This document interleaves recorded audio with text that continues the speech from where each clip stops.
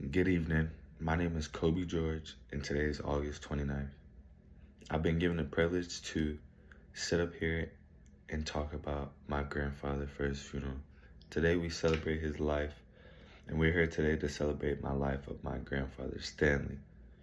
Though the distance between us meant we couldn't see each other as often as I wish, due to the distance, the memories we share will be cherished forever. When I think of Grandpa Stanley, one of the first things that come to mind is fishing.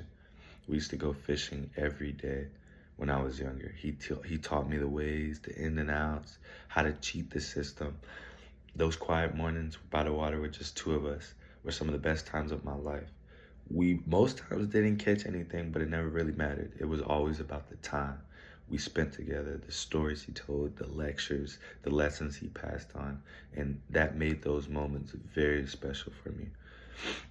He had a way of making even the most simplest moments feel meaningful, whether it was teaching me how to cast the line, sharing a quiet conversation, or just sitting comfortable in silence, watching movies, spending quality time with family. We love to play with cards.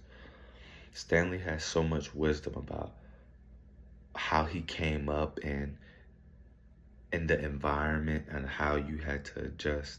He taught me patience, the video of nature, and the importance of just taking time to become what God wants you to become in life.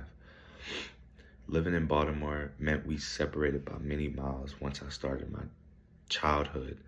But the bond was never diminished by the distance at all. Whenever I would visit, he would pick me up, and it seemed like no time had passed. He always welcomed with open arms. I had two girlfriends, so he's welcomed them with open arms, and he's not just a grandfather. He's loving. He's trying to teach you some things, and he'll give you whatever he has to make sure that you feel special in your own way. And Stanley was so energetic, and he brought that vibe to a room where you can feel it as soon as he walked through the doors. He was respected by his peers, respected by his daughters, his wife, and also his brothers. Even though we're sad, we know he's going to a better place. I'm sorry if I'm getting emotional. This is just one of my best friends growing up. I'm sorry.